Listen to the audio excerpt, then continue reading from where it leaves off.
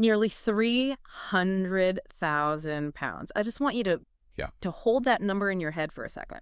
300,000 pounds. It is a staggering figure, really. It's huge. And just to be clear for everyone listening, we aren't talking about some global superstar in the Champions League. No, not at all. We're not talking about a striker for Chelsea or Barcelona.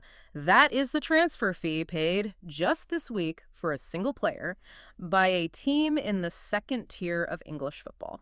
Which is, frankly, unprecedented. It just breaks the model. Exactly. And that is the hook for today. We are, bypassing the usual pleasantries because we are in the middle of a week right now, February 2026, that feels like the ground is shifting under our feet. It really does. And it's not just one game. We are tracking these massive structural changes across 4 distinct sports: football, futsal, flag football, and tennis. It's a fascinating convergence. Yeah. I mean, usually when we track the growth of women's sports, it's linear, slow and steady. But looking at the sources this week, the data is showing us something totally different. It's a surge. It's about ambition, aggressive capital, tournament expansion. It's all happening at once. So the mission for this deep dive is simple. We aren't just reading you scores. We're going to unpack why this specific week matters and how the landscape is being rewritten as we speak. And we have to start with that price tag. We have to. So lay the groundwork here. Birmingham City. In the championship.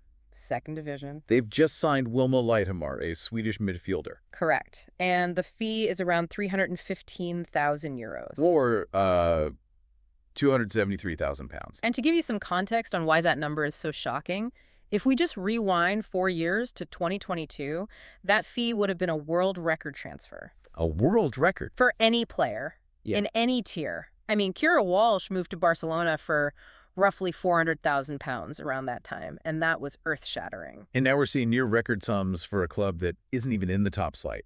That's the thing. That is wild. A few years ago, that buys you the best player on the planet, and now it's the going rate for a promotion push. Well, it's calculated gambling. This gets us to that idea of fiscal power dynamics in the notes. You have to ask, why spend that kind of money when you're in a league with only, 11 home games a season? Right. The math doesn't work. You are not making 300,000 pounds back at the gate in the championship. Not a chance. So where's the money coming from? Mm. It's a mix of soaring commercial revenues across the sport generally, but for Birmingham specifically. Yeah. It's ambitious American ownership. Right. They aren't looking at the balance sheet for today. They're venture capitalists. They're looking at the potential revenue of being in the Super League. Tomorrow. Exactly. Tomorrow. It's all about getting up. It's this spend to accumulate model. They know the WSL, the top tier, is becoming this huge global product. If you're stuck in the championship, you miss the boat entirely. Precisely.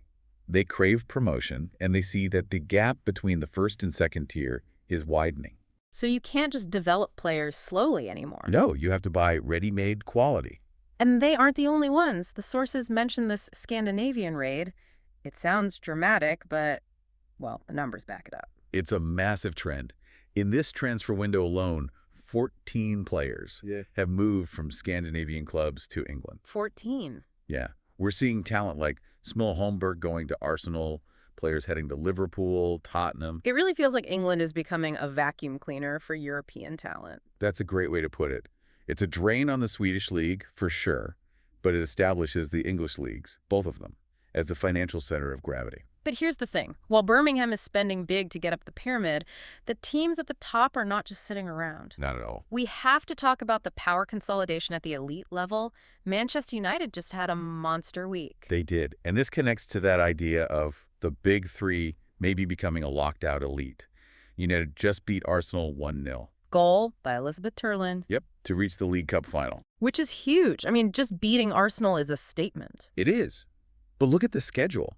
They are playing Chelsea in that final on March 15th. Okay. And because the universe loves a narrative, they also just drew Chelsea in the FA Cup 5th round. No way. Which is happening later this month. So it's like a heavyweight boxing trilogy in the space of a few weeks. It's incredible drama, but analytically, it signals that consolidation. The analysis in our sources suggests this is why Birmingham has to spend. The bar at the top is being raised every single week. United are reaching finals consistently now. Challenging Chelsea's dominance. There's just no room for error So anymore. if you're Birmingham, you're looking at that and thinking, okay, if we want to compete with that, we can't be cheap. Exactly. The entry price for the top table has gone way, way up. Okay, so we have the second tier spending record money. The top tier is a clash of titans. But let's zoom out, because this ambition isn't just in England. The map is getting wider. We need to look south to Africa. The Women's Africa Cup of Nations, WIFACON. WAFCON 2026. This is a perfect example of structural growth. The big headline here is expansion. The tournament in Morocco, which starts March 17th, has officially expanded from 12 teams to 16. Now, usually when tournaments expand, the cynics say it just dilutes the quality. Sure, you hear that a lot. Oh, we're just letting everyone in. But in a developing region, more teams means more opportunity, right? Absolutely. In this context, expansion is vital. It creates a middle class of nations. With only 8 or 12 teams, it's always the same countries. Nigeria, Cameroon, South Africa. Over and over.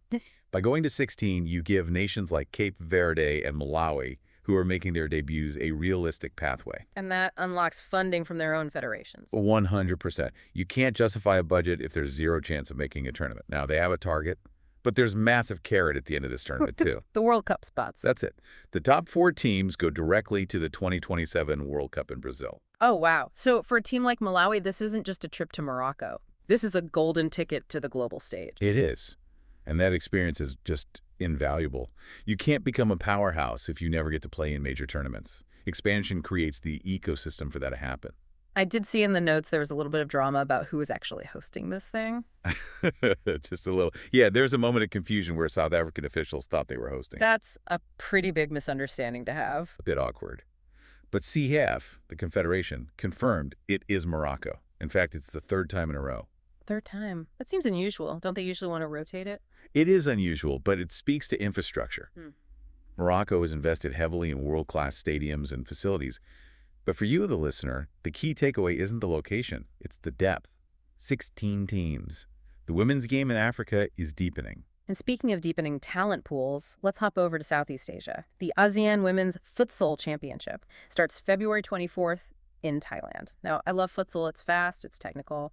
But why is it in our deep dive? Because of who's showing up. The sources highlight that Australia and Malaysia are making their debuts. Australia's interesting. I mean, they're a powerhouse in the big field version of the game. The Matildas are huge. Right. And seeing them enter the regional futsal scene, they're seated in Pot 4, by the way, which is a humble start. Wow, okay. It shows that associations are finally understanding the futsal pipeline. Explain that. What is the futsal pipeline? Well, think of futsal as a laboratory. The ball is smaller, heavier, the space is tiny, you have zero time to think. They touch the ball constantly. 600% more often than an 11-a-side game. It forces technique. You can't just be fast. You have to be clean. Right. I mean, if you look at the best players in the world, Brazil's Marta, Spain's Bonmati, they almost all grew up playing futsal. Huh. So seeing a nation like Australia, which has historically relied on athleticism, investing in futsal, it suggests they're trying to fix a gap in their development model. They want more technically superior players. For the next generation, exactly. It's not just another tournament. It's long-term R&D for the national team. So we've got massive money in England, infrastructure expansion in Africa, technical development in Asia. But here's where it gets really interesting for me. We have a new challenger approaching in the States. This is maybe the most explosive growth story of the week. Flag football. Flag football. I feel like 5 years ago, nobody was talking about this at the collegiate level. And then Friday happened. The NCAA officially named women's flag football an emerging sport. That is a game changer. And I don't use that phrase lightly. That designation isn't just a label, it's a legal and financial key. How so? It opens the door for scholarships, for varsity budgets, recruiting. It means the NCAA is putting its full weight behind it, setting the stage for official championships. It legitimizes it. And the schools are responding fast. Nebraska just announced they're launching a varsity program in 2028. And they're the first power conference school to do it. That label matters. It really does. When a school with the resources and the prestige of Nebraska says, "We're in," other schools pay attention. The sources say there were 40 schools in 2025. They project 60 by this spring. That's just exponential growth. But why now? What's driving this? I think if you connect the dots, All roads lead to Los Angeles. The 2028 Olympics. Exactly. Flag football will be an Olympic sport in LA. That provides the legitimacy and the global goal that drives all this funding. But there's a perception battle here that I find fascinating. Yes. The notes on Diana Flores. She's the quarterback for the Mexican national team, a World Games gold medalist. She's basically the face of the sport. She is. And she is very, very firm on this point. Flag football is not just watered-down American football. Right. It isn't a backup plan for people who couldn't tackle. No. She called it a sport of speed, agility, and creativity. It's non-contact. The skill set is different. There was this rumor mentioned in the sources about NFL players, like Patrick Mahomes maybe crossing over for the Olympics. Which on paper sounds exciting. It does. But Flores had a great rebuttal. She basically said, you can't just walk in. The mechanics of dodging a tackle versus protecting a flag are totally different. The spacing, the speed of the game. I love that. It's like telling a sprinter they can win a marathon just because they run fast. Different muscles, different strategy. Yeah. Precisely. And this NCAA designation means we're going to see a generation of women athletes who are specialists in this discipline. They're not track athletes trying football. They are flag football players. Yeah. And that specialization is the hallmark of a maturing sport. It really is an expanding ecosystem, new sports, bigger tournaments. But I want to pivot to the individual level for a second, because amidst all this structural change, we have Aryna Sabalenka in tennis doing something that I think mirrors this theme of evolution perfectly. It really does. Sabalenka is a perfect case study. She just won in Brisbane without dropping a single set, just total domination. But the sources say she's changed. She used to just be a power hitter. That was the narrative. Big serve, big forehand, but maybe one-dimensional. If plan A, the sledgehammer, didn't work. There was no plan B. But listen to her analysis now. She's talking about her touch game. Her touch game, net play, slice, defense. She explicitly mentioned having A, B, and C plans. This is crucial.